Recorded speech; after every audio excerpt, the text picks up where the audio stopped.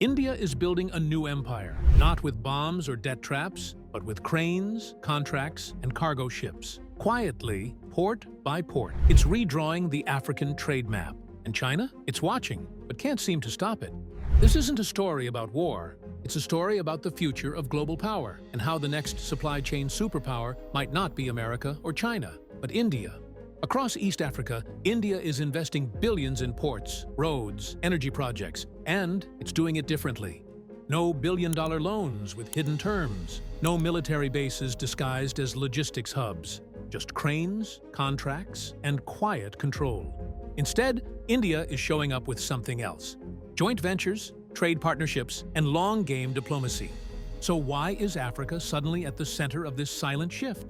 And why does India's quiet rise in the region matter more than you think? Not just for Africa, but for Europe, China, and even your own economy. Let's break it down, because what's happening across the Indian Ocean could reshape global trade for decades. India's vision isn't just one port or one deal, it's an entire corridor. Start in Mozambique. There, Indian firms like ONGC and Jindal Steel have poured over $2 billion into the Nacala corridor, modernizing port terminals and railway links that feed into southern Africa. Move north to Tanzania, where India is co-financing upgrades in Dar es Salaam and Mtwara, two ports critical to moving natural gas and rare minerals inland. Then, Kenya's Lamu port, a linchpin of East Africa's economic future. While China built parts of the Lamu-Juba Railway, India is stepping in to help with maritime logistics and naval training cooperation. The trail ends, for now, in Djibouti, a strategic choke point at the mouth of the Red Sea. India doesn't just trade here, it trains naval personnel, provides Coast Guard vessels, and maintains a small security presence as part of its SAGAR doctrine. This corridor isn't a line, it's a spine, connecting Africa's most valuable export points directly to India's industrial base. And it ties directly into something bigger: the India-Middle East-Europe Economic Corridor, or IMEC. The vision? Connect Indian ports like Mumbai to the Gulf, then East Africa, and finally through the Red Sea and Mediterranean into Europe, bypassing China's Belt and Road entirely. Africa isn't just a resource basket, it's the world's next big market. By 2030, Africa's population will surpass 1.7 billion, with a middle class of over 1 billion consumers. Logistics costs in East Africa are 40 to 60% higher than the global average. Whoever brings that down wins long-term trade dominance. But it's not just about market access, it's about survival. Africa holds over 60% of the world's reserves of cobalt, lithium, and rare earth minerals. Mozambique alone houses 2.6 trillion cubic feet of untapped natural gas. Kenya's geothermal and solar potential, world-class.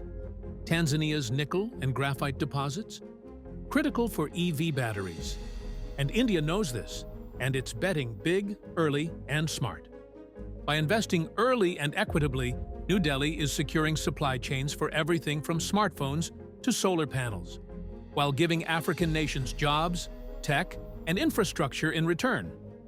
It's a win-win, and it's pulling attention away from China's extractive playbook. For 2 decades, China was untouchable in Africa. Belt and road loans flowed freely. Ports were built overnight. But behind the shiny projects came hidden costs. Zambia defaulted on its Chinese debt in 2020.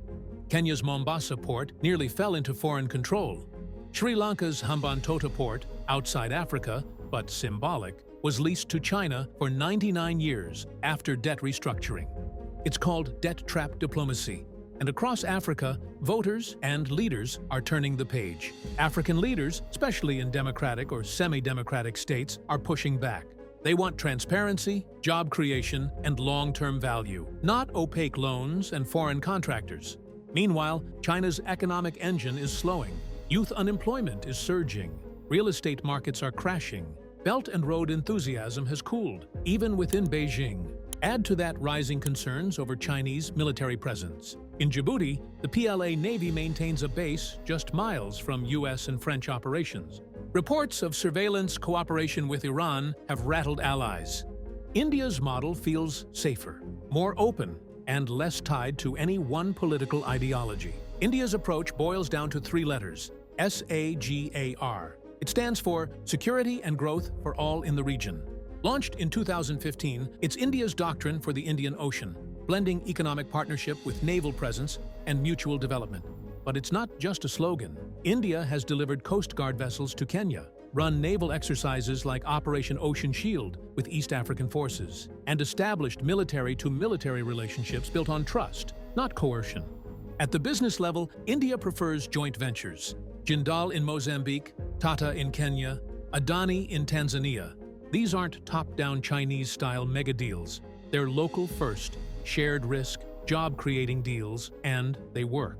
And then there's IMEC, the India-Middle East-Europe corridor launched at the 2023 G20 summit.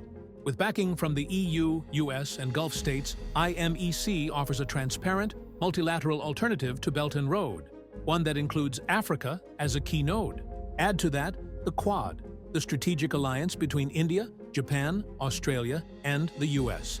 Together, these players are building what one analyst called a supply chain of democracies. This isn't just a port race.